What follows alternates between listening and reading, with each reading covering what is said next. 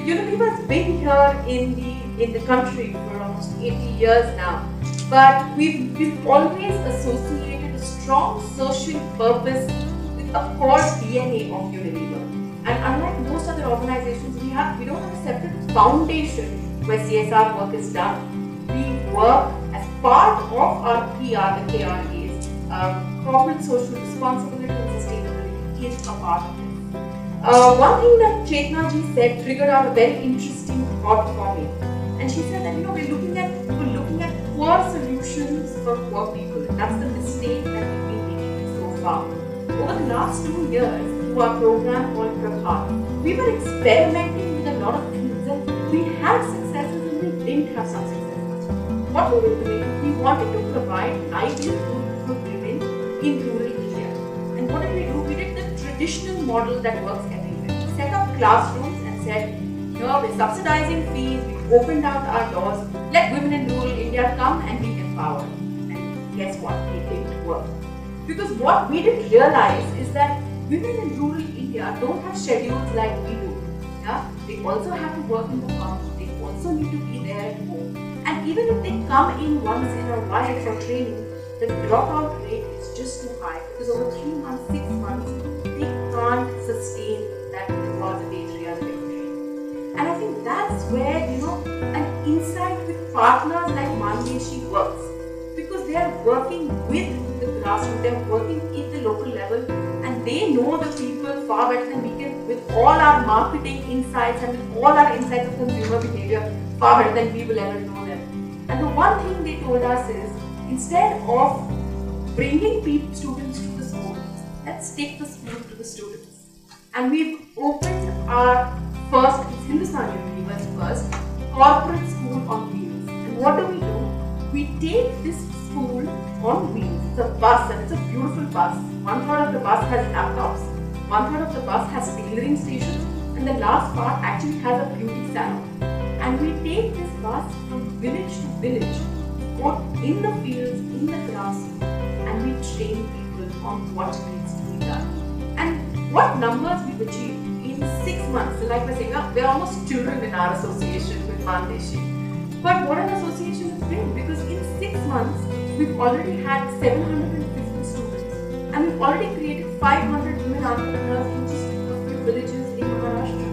And for me, that's the beauty, that's the difference of working with Mandeshi. Because I don't look at Mandeshi as an NGO, they're not. Yeah? The kind of governance, the kind of result orientation, the kind of numbers that they have, the number tracking that they do, would put even a Hindustan Unilever to shame. I think the second big thing about Mandeshi which I've loved is, I don't think in their dictionary they have the word grow. Okay, you tell them, can you come and talk to our global CEO about what you're not doing? Yes. Can you bring the bus all the way to Bombay so that we can show people in Bombay the kind of work that's happening in Maharashtra?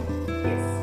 Whatever we ask, and as demanding as we are, the passion and the ability to say yes is just outstanding. And it humbles people like me that despite all the good work that you all are doing, all our small requests you all are happy to say yes to. And I think the third thing that I want to say is, we said Hisab, Hunar and Himmat, but for me the true beauty of Mandeshi is in the Himmat part. Because skills anyone can give. But to give women the self-confidence to walk out and start something on their own, and mind you, give them mentorship to make that successful. That mentorship to make it successful is what sets Mandeshi apart from all the other NGOs that I've built. And I want to tell you 2 stories of women that I interacted with recently. One of them was talking to me and she said 6 months ago she started her first course of business literacy. When the teacher asked her, what is your name? She started crying.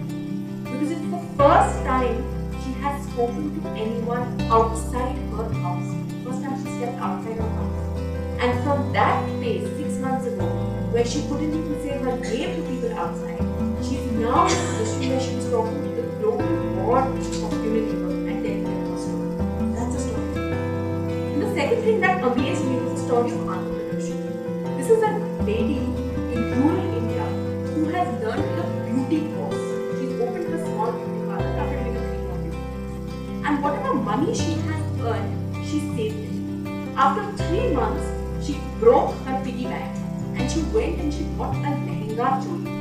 And what she does now is, along with doing just bridal makeup, she rents out that lehenga choli, saying that it's an all-in-one package. I will do your makeup and I will give you this really super lehenga choli to wear. So overall, I will take care of you from top to bottom.